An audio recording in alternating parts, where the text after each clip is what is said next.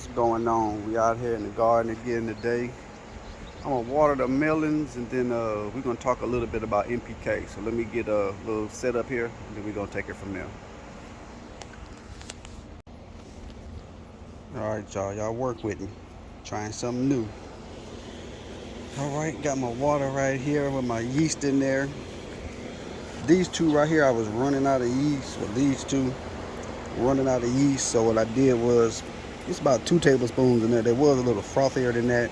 But what I'm gonna do is pour these on my melons, see if I can get them to grow a little faster, a little bigger. You know, gotta shake it up. And I found out that there's not a lot of nitrogen, but nitrogen is in the yeast. And I think that's what's making everything grow so fast. It's more nitrogen in yeast than it is phosphorus and potassium. So I'm thinking that's why everything blew up so fast as far as getting the green leaves and everything. So the next thing I'll be looking for is seeing if I can find some type of phosphorus mix that I can make that helps with the actual feeding the fruit and helps you with the blooms and things of that nature. So if anybody know a good natural recipe like this yeast, by all means send it to me and I'll definitely try it. I did say I was gonna have the what was it? Oh, the alfalfa pellets. Yeah, we chalking that up as an L. It made my garage smell like a petting zoo.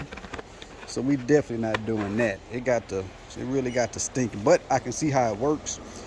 If I had more space or if the garden was farther away from the house, I might would try it. But that smell, if you ever been to a petting zoo or a farm before, as soon as you got the car, that smell, yeah, that's how it was. So I'm not doing that.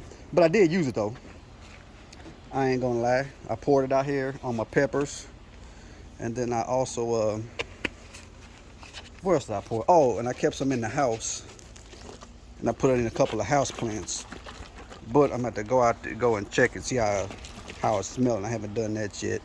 Make sure it's doing all right with it being in the house. Because you can't have that, man. When I say it was smelling, that stuff was bad. And all I'm doing is just pouring this all over the garden.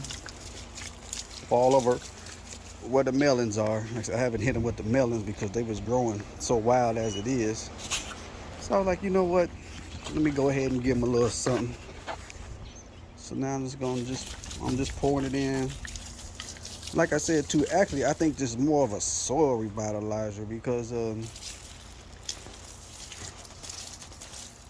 way it grows and things, the microorganisms it puts back in the soil, I think that's what's really helping. Because man, look at that. Look at those. I just cut those back earlier this week and you can't even tell. And I haven't even put any more fertilizer on them at all. They just been getting watered daily and it ain't rain. So, you know, we out here watering with tap water from the hose. Nothing special as far as the water concerned. I do got a couple of okra coming in. I'm kind of excited about that. So, got a couple pieces of those. I want you to know if you haven't grown okra, once you start cutting them, they're going to start coming. I got one that's pretty long over there. Can't do that today. I get to that. I'm going to get all this nice and watered in with this here yeast, see what happens. But yeah, I think it's more of adding nutrients back to the ground than anything else. And I'm on the slight incline as well, so my water runs down to this end. But along this edge, I got some more tomatoes coming in. But I planted, this is basil. Down, let's see, down here, that's my basil coming in. Next to that, I got my cilantro. Let me see, after cilantro, along this fence line right here, I got dill. All this is my dill. I believe it's dill. Let me see. After dill, I think oregano is in here. It's really small. You can't see it. That's why I'm trying to add this fertilizer on there, but it's a little bit down on this end. You can't really tell, but it's something there. So I got that. What's that? Cilantro, and I also got sage and thyme coming in. So I got those. So I just want to hit those with a little bit of this fertilizer. See if I can get a little more production or rapid growth out of them. But this is really, really amazing to me. And I also like that I'm recording it so I can go back and see what's happening. Got another frog in the garden. Thought it was a moving rock. All right, yep, got all up here is my thyme. It's a little bit of thyme down there. So I got everything watered. I got a lot left over. Usually when I'm out here, it's 1,000 degrees, so I literally have nothing to do out here. I weeded. I don't have nothing to do but water, but man, what a nice day to be out here if I did have something to do. I watch tomorrow come and be 100 degrees out here and I'll be mad, but no, I ain't really got nothing to do though. So kind of cleaned up everything this week other than water. We looking really good. I'll go down there and show the cucumbers that I put on the trellis yesterday. They starting to hold, so I'm happy about that. I need a longer arm. I can't even reach everywhere. Get all this in. See what this does to my melons. So yeah, I got that nice and watered in. I need to go in and cut back my tomatoes. Look at my tomato bushes I got growing. Might just let them grow. Who knows? Just let them do their thing like that was in the wild. I don't know. Stake them, they can fall over. As long as they don't fall over, I guess they'll be good. Or some of them might get top heavy and need to be staked. I think I might just let them grow until, you know, they start falling over. But man, look at my squash plants. They're looking good. I think I'm hit the zucchini with some yeast, because the zucchini is just back row along the fence line, and he ain't as tall as its own. I don't know if he's getting blocked. The sun is getting blocked from these guys in the front, but I'm gonna hit him. I'm gonna hit this whole row right here with my okra. I'm gonna get this okra down through here. I'm not gonna touch the cucumbers, but I'm gonna show you in just a minute though. Let me get done with this watering. I'm almost done. Pepper roll looking good over there. My corn is looking really good as well. So I'm really pleased how things is going. My little raised bed. I ain't got no green beans popping out yet, but they looking good. Got radishes for days. Also my carrots are looking good. Peas are coming in, so I'm happy about that. Peas are ready to come in as well. I saw them popping through the ground, so that's good. Let me hit this row right here. Like I said, I just take the jug, shake them up, give them a good little shake, and just pour it on there. I will be finding a different way to make and pour this on there. To me, it's cool, but this is a lot of jugs. If I can find a way to, well, I think I'm moving to 5-gallon buckets in the very near future, and I think that'll help out as well, because, you know, taking like 10 jugs, I mean, that's 10 gallons. If I had 2 5-gallon buckets, I think it'd be a whole lot easier. I don't know. Or I could just be lazy.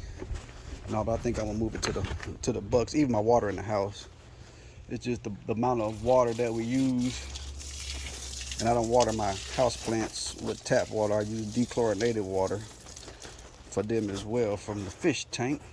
And I'm seeing them little eggs everywhere, so all these little leaves are gonna have to come off. Sorry about that. You gotta go. You gotta go. I see one more over here, and I'm just popping the top, and that's it. Got him on. Let me throw these in the compost pile real quick. Going up, and that's what I did too. This side over here, this right side of the garden, last year, I just tilled it. We had old potting soil. I mixed that in here, and we kind of went. And this year, you can kind of tell something was different. It wasn't as hard. Now the side on the left, we didn't have this left side. This is new. It didn't have nothing done to it. But last year as well, I started the compost pile. So when the spring rolled around, it was ready to go. I spread it out on this side, and I'm guessing it's not doing too bad. It did that all winter and early spring, made that compost from last fall. I ain't really speed things up. I flipped it whenever I felt like it. Things of that nature. Oh, what I say? I wasn't gonna water nothing but the. Well, since I'm down here, yeah, these here are really growing. They're doing really well. I'm really proud of them. I think I got too many. I might get in here and cut a couple of them back. But I just tied them to this string yesterday, and you already can tell some of them have already found it and are beginning to climb up it, which is the goal, which I'm pleased about. But I think I just got too many plants.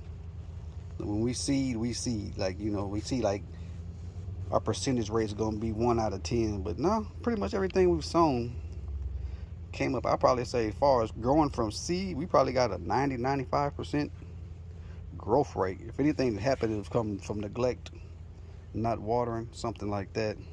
So, but yeah, I did these yesterday. Get down here so you can really see them. Like I said, I just tied them up at the top, dropped the string down.